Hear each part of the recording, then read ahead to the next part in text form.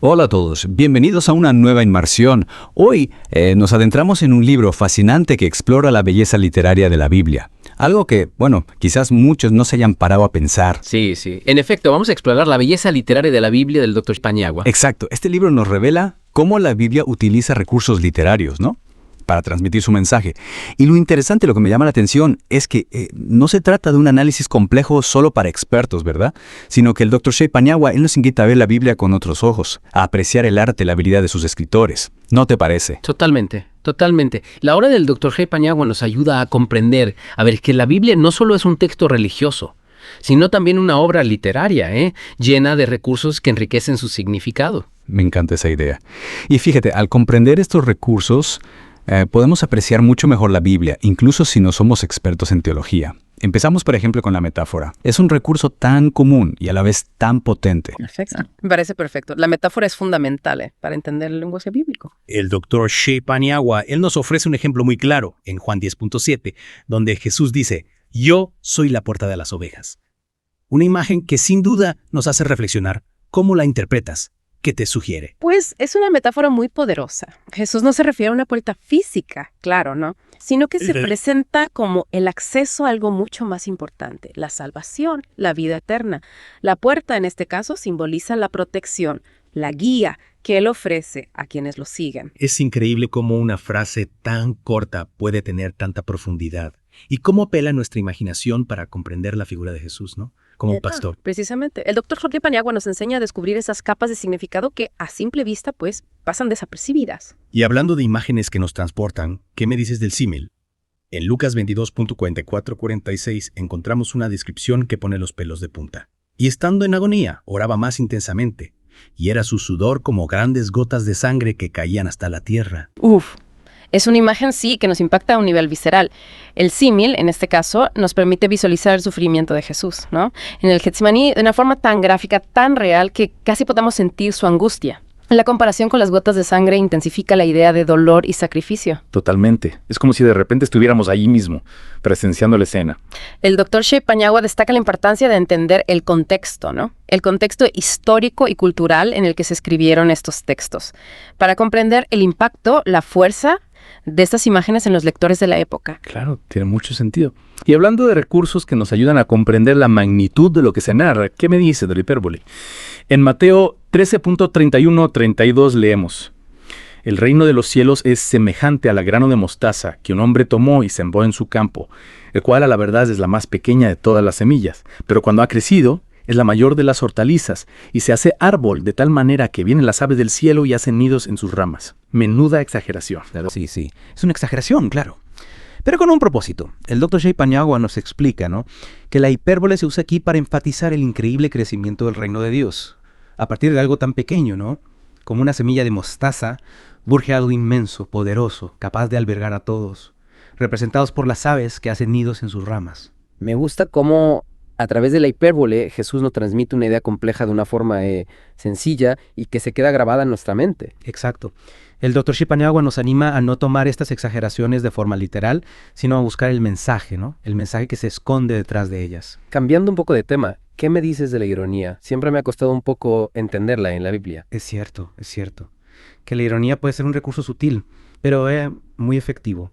Consiste en decir lo contrario de lo que se quiere dar a entender, normalmente con un fin crítico o sarcástico. El Dr. J. Paniagua pone como ejemplo Isaías 41.21-23. En este pasaje, Dios se dirige a los ídolos y les dice, «Alegad por vuestra causa, dice Jehová, presentad vuestras pruebas, dice el rey de Jacob. 22. Traigan, anúncianos lo que ha de venir. Díganos lo que ha pasado desde el principio y pondremos nuestro corazón en ello. Sepamos también su postrimería y hacernos entender lo que ha de venir. 23. Dadnos nuevas de lo que ha de ser después, para que sepamos que vosotros sois dioses, o a lo menos haced bien o mal, para que tengamos que contar y juntamente nos maravillemos». Espera. ¿Y dónde está la ironía aquí? No la veo.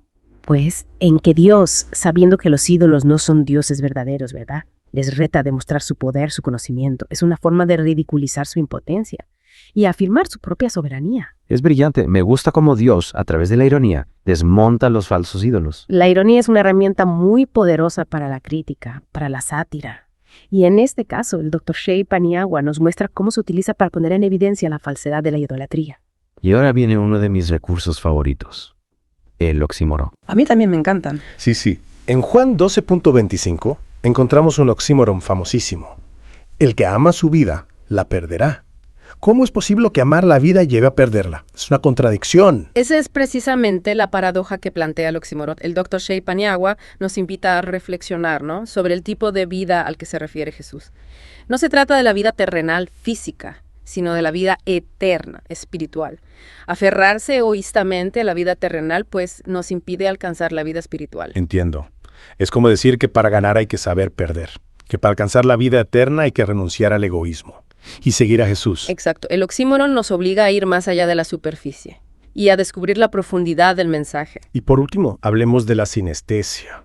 Un recurso que juega con nuestros sentidos. Me encanta cómo la Biblia apela a nuestros sentidos para transmitir su mensaje. En Proverbios 8 encontramos un ejemplo de sinestesia al describir la sabiduría. No clama la sabiduría, y da su voz de inteligencia.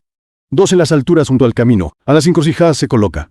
3 junto a las puertas, a la entrada de la ciudad, a la entrada de las puertas clama. ¿Cómo se utiliza aquí la sinestesia? ¿Qué sentidos se mezclan? La sinestesia se produce, ¿verdad?, cuando se mezclan sensaciones de diferentes sentidos. En este caso se atribuye a la sabiduría la acción de clamar, que es una percepción auditiva, y a la inteligencia se le da una voz. Qué curioso. Es como si la sabiduría tuviera voz propia. El Dr. Paniagua nos explica que la sinestesia crea una imagen más vívida, más memorable de la sabiduría. La presenta como una entidad activa, ¿no?, poderosa, que busca ser escuchada. Preparados para seguir descubriendo la riqueza literaria de la Biblia, ¿verdad?, con el Dr. Paniagua. Más que preparados. Hablamos del paralelismo, que el Dr. Paniagua lo describe como la repetición de una misma estructura, sintáctica. ¿Cómo funciona esto en la Biblia? Crea una especie de ritmo. Exacto. El paralelismo es como una danza, ¿no?, una danza de palabras, donde las frases se complementan, se responden entre sí. Crea una armonía, sí, que intensifica la belleza del texto y facilita su memorización. Ajá. Entiendo. ¿Y podrías darnos un ejemplo concreto para verlo más claro? Claro que sí. En Proverbios 6.2, por ejemplo, leemos: Te has enlazado con las palabras de tu boca y has quedado preso en los dichos de tus labios. Qué curioso. La verdad es que suena un poco a trabalenguas. Pero ahora que lo dices, sí que hay una repetición en la estructura de las frases. Exactamente. Te has enlazado y has quedado preso, ¿ves?, con las palabras de tu boca y en los dichos de tus labios. Esta repetición, esta simetría, crea un paralelismo que enfatiza la idea, ¿no?, de que nuestras palabras tienen consecuencias. Es decir, que debemos ser responsables, ¿no?, con lo que decimos. Porque nuestras palabras pueden tener un impacto, positivo o negativo, en nosotros mismos y en los demás. Qué importante. El Dr. Paniagua nos recuerda, ¿no?, que este recurso no solo embellece el texto, sino que también nos ayuda a comprender mejor su significado. Y hablando de detalles que enriquecen el texto, ¿qué nos puedes contar sobre el epíteto? Si no recuerdo mal, ese es adjetivo que se usa para destacar una cualidad, ¿no?, del sustantivo. Sí, el epíteto nos ayuda a crear una imagen más vívida, más completa, del personaje o del objeto que se describe. Encontramos ejemplos de este recurso. En la Biblia, por supuesto. En Lucas 22.41, por ejemplo, leemos que Jesús se apartó de sus discípulos a un tiro de piedra para orar. Tiro de piedra, en este caso, es un epíteto que nos da una idea, ¿no?, una idea aproximada de la distancia a la que se encontraba Jesús. Es una forma muy visual, ¿no?, de describir la escena. Casi puedes imaginarte a Jesús alejándose de sus discípulos para buscar un lugar tranquilo donde orar. El Dr. Paniagua nos anima, ¿verdad?, a prestar atención a estos detalles, que a veces pasan desapercibidos, pero que en realidad son pinceladas, ¿no?, que nos ayudan a comprender mejor la escena y el mensaje. Y ahora hablemos de la enumeración. Él la describe como la acumulación de una serie de elementos o cualidades. ¿Para qué se utiliza este recurso en la Biblia? ¿Qué se busca con esto? La enumeración es como una lista, ¿no?, que nos presenta una serie de ideas o características relacionadas entre sí. Se utiliza para enfatizar, para resaltar la abundancia, la variedad de algo. Entiendo. ¿Y podrías darnos un ejemplo para que lo veamos más claro? Claro.